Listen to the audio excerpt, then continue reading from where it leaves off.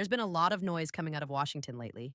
Statements, interviews, press conferences, some planned, some off the cuff. And it's been difficult to separate what's real from what's being floated around to stir headlines or rally support. But sometimes buried in all that noise are a few key moments that deserve your attention. Not speculation, not rumor, but actual, on the record statements that could change how millions of people live, especially those who rely on monthly benefits to survive, pay rent, afford medications, and keep the lights on. So today, I want to draw your attention to something that didn't just come from anonymous sources or speculative reporting. This came straight from the man at the top. And while we've all learned not to react too quickly to political promises, we've also learned that when certain themes keep popping up repeatedly, especially right before an election year, there's usually more going on behind the scenes. This message isn't for everyone. If you're someone who's comfortably employed, seeing your investments grow, traveling with ease, this may not concern you much. But if you're someone who's counting every dollar, wondering each month whether you're going to get the support you need, or if you're already receiving Social Security, SSI, SSDI, VA, or survivor benefits, or expect to soon, then this directly affects you. In fact, this might be one of the most important updates you hear this month. Stick with me because I'm going to break this down so it's crystal clear. I'll walk you through what was said, what's been confirmed so far, and what we believe may be coming based on current patterns and legislative movements.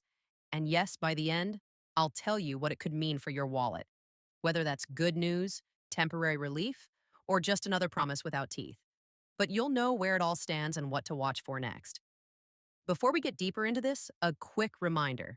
If you're someone who depends on monthly benefits, or you advocate for others who do, consider sharing this with someone who needs to hear it.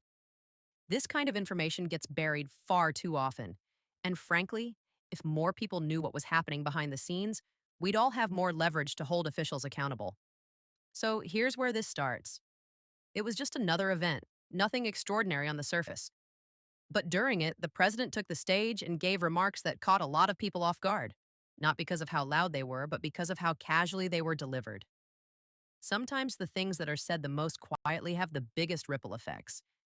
He mentioned something that hadn't been talked about openly in quite a while: a plan, a potential move that would send direct financial support to the American people again, something we haven't seen in full since the height of the pandemic.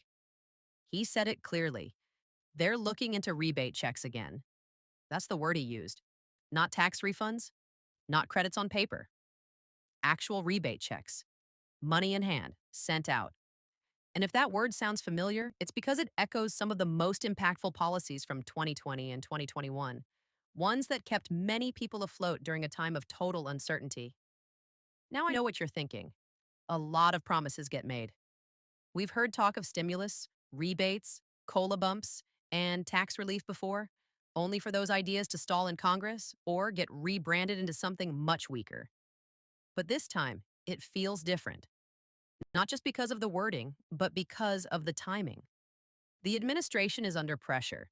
Inflation is stubborn, interest rates are still high, food prices have barely cooled off, and when voters feel the squeeze, presidents respond, especially presidents who are seeking another term. We also know that his economic team has been quietly exploring targeted relief options.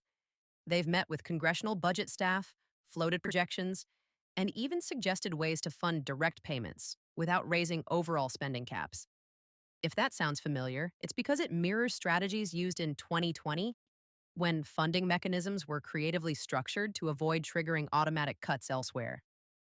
What makes this more than just talk, though, are the recent comments from House and Senate leadership.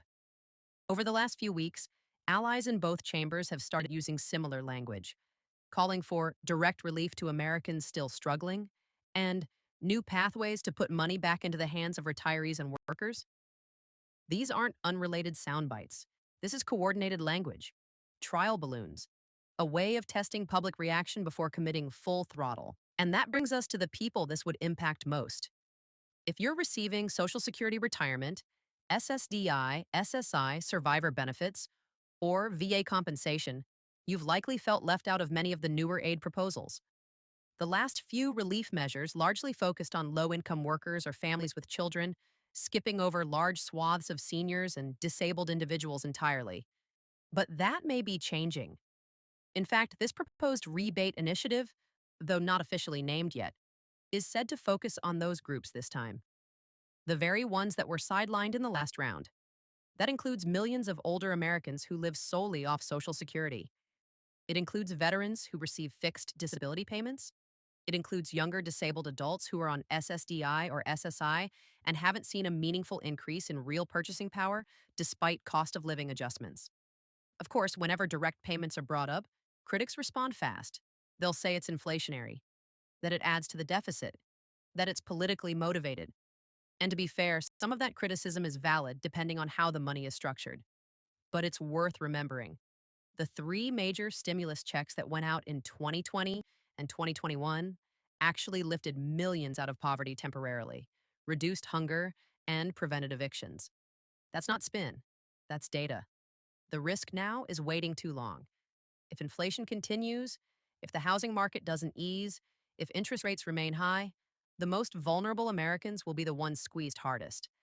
And based on the comments made this week, the administration knows that, which is why this proposal, rebate checks targeted at benefit recipients and lower income earners, is being explored urgently.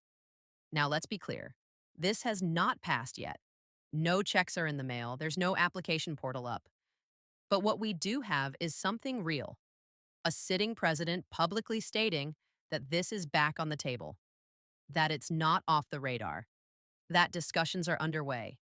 And that is a massive shift from just 3 months ago when the idea of direct payments was being dismissed by both parties. Here's what to watch in the coming weeks. If the proposal starts getting shaped into legislative text, we'll likely see versions introduced in both the House and the Senate. There may be competing versions, some larger, some more narrowly focused.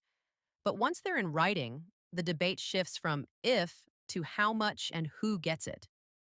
That's when pressure from the public really matters, because those decisions about income cutoffs, eligibility, payment amounts are influenced by what they believe the public wants. So if you're someone who would benefit from a rebate check, if an extra few $100s could help you breathe easier, even temporarily, now's the time to stay informed, speak up, and share your story. Because behind every vote in Congress is a calculation. Who's paying attention? The biggest mistake we can make right now is assuming these announcements won't lead to anything. Because even if 9 out of 10 proposals die in committee, it only takes one to become law. One bill, one line of text buried in a larger package can trigger a check that lands in your mailbox. And it's not just the president speaking out. Key players in both chambers are lining up to push this forward if the numbers add up. So